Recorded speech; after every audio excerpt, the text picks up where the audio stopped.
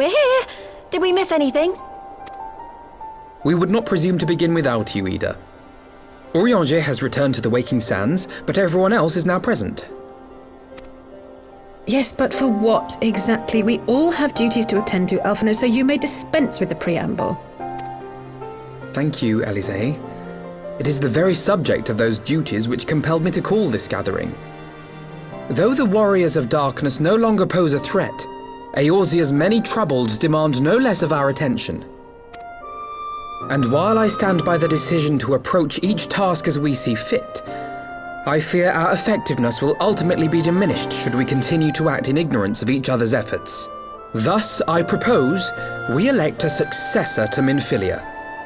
Not to serve as a fully fledged antecedent, perhaps, but as a coordinator of operations. Is that all? Oh, then the decision seems clear. No one else has shown any enthusiasm for the role, and judging by your performance at our previous meeting, you would seem the perfect candidate. You always did have a flair for politics.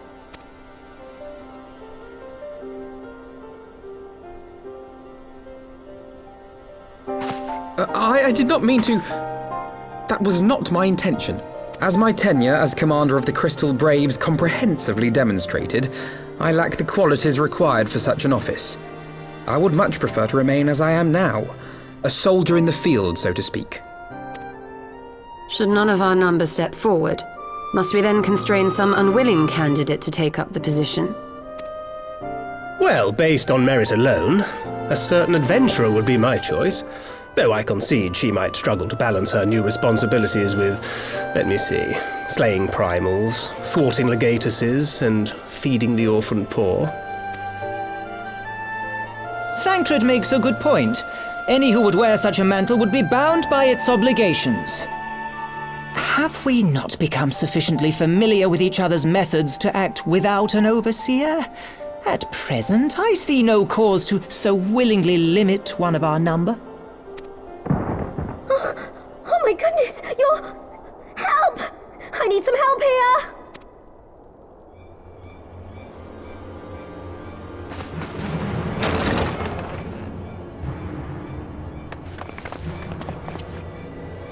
Taru, are you all right?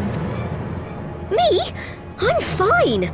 It's this poor girl who just staggered in and collapsed on the floor that I'm worried about. Narco! God, how did... You stole her! Please, you have to help her!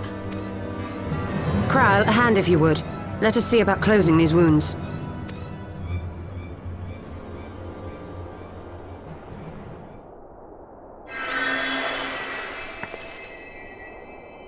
Now, we've staunched the bleeding, but it may be a while before you can move about again. Though having seen your wounds, I'm surprised you are still moving at all. Thank you. My message. It was too important to delay. I took the shortest route I could, though I knew it was more heavily patrolled.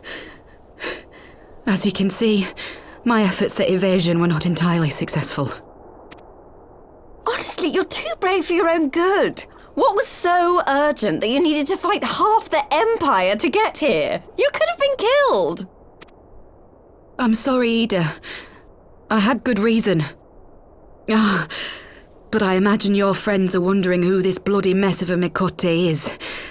My name is Minago, and I belong to the Alamegan resistance. I came to warn Ida and Papalimo about one of our leaders. A man who calls himself the Griffin. He's always been dangerous, but he's planning something new. Something reckless. The Griffin, you say?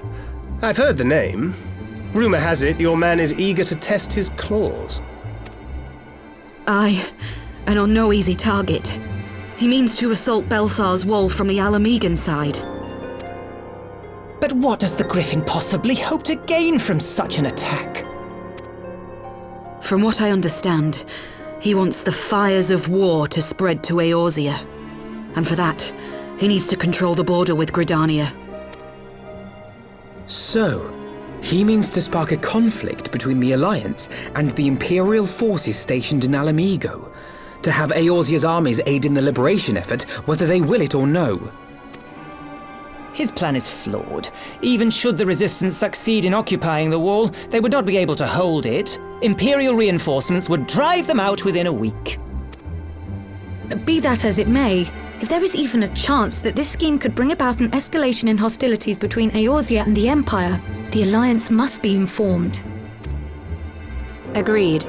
I should depart for Lim-Sulaminsa forthwith and seek an audience with the Admiral. Thancred, Uldar is yours. Alphino and Alize, make haste to the Twelveswood and notify the Elder Seedseer of the danger to Gridania. She will duly call a council of the Alliance leaders, whom you must be ready to receive. You will be our voice in Ishgard. Explain the situation to Sir Emmerich and encourage him to send an envoy.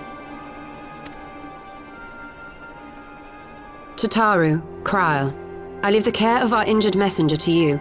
See that she remains quiescent and her wounds closed. I believe that covers everything. Let us be about our tasks.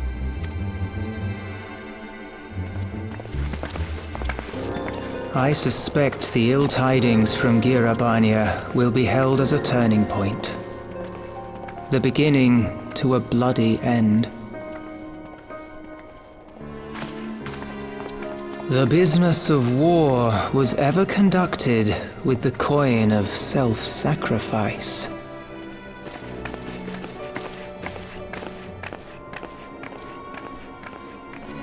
'Twas Master Louis Soir himself who taught us that such costs are not to be ignored or denied.